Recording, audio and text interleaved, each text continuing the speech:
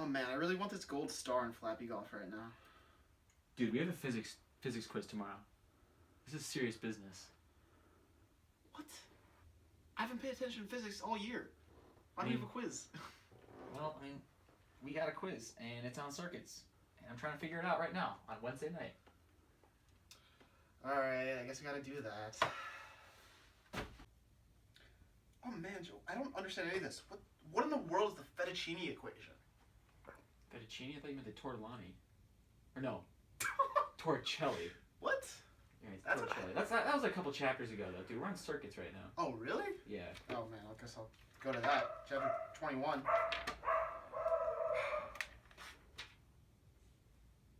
What's the difference between a parallel and a series circuit? I don't get it. And you have to know that for this quiz business. I'm pretty sure a parallel circuit it's a closed circuit where it's a closed circuit in which the current divides into two or more paths before recombining.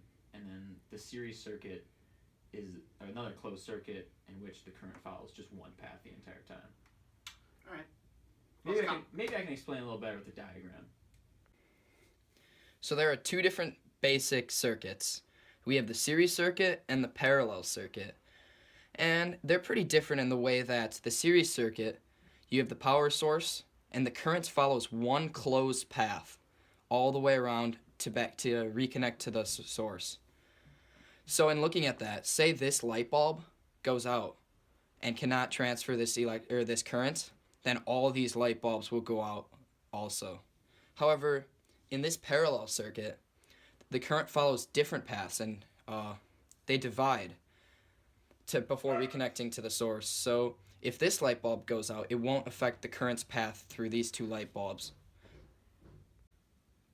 Gentlemen, it's the day before the quiz. I'm live here. John, Everly, computer down. Computer's down, all of you. All right, let's get back to this quiz business. John, put it down. Alright, I think I kind of get what parallel and series circuits are now. I wonder what this fan is. So to answer your question, Joe, if it's a parallel or series circuit, that light bulb up there, well, to figure it out, we could break the circuit, and if all the bulbs go out, then it's probably going to be a series circuit, because if it's a series circuit, when you break the circuit, all the bulbs will go out. But if it's a parallel circuit, when we take the bulb out, then the other ones will still turn on. So let's try it out. All right, so let's take this out of here.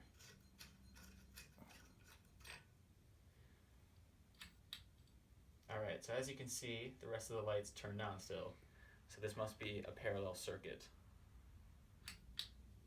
God, this thing won't... Oh, here, let me help you. Come on. How many Joes does it take to screw in a light bulb? Hey! The world may never know. Alright, so I think I understand all this series and parallel circuit stuff, but what really is the resistance of a parallel circuit? I don't really get that. Well, as with every question I have in physics, let's ask Jimmy. So I just got a call from Joe and Joe saying they were having trouble finding the total resistance of their parallel circuit. They told me the power of one of the light bulbs was 14 watts and the potential difference was 120 volts. So we're going to figure out the resistance of one of the light bulbs first.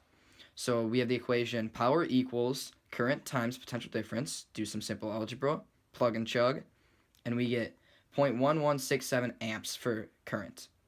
Now we're going to go down to this equation.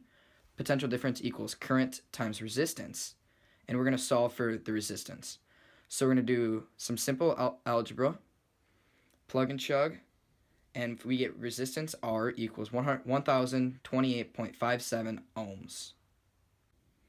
It is important to realize that this 1028.57 ohms value is just the resistance of one of the light bulbs, not the entire circuit. So we're going to assume that each light bulb has the same resistance, and then we're going to use the equation for parallel circuits where 1 over resistance total equals 1 over R1 plus 1 over R2 plus 1 over R3 plus 1 over R4.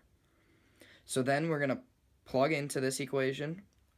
Pretty much the physics is done here. It's just simple algebra. So 1 over R total equals 1 over 1028.57 ohms times 4. And we get 1 over R total equals 0.003889 ohms. And now we got to take the reciprocal of that, to get 257.143 ohms as the total resistance of the circuit. Alright, I think I finally understand what's going on with this quiz tomorrow. Oh, I still have to do those problems.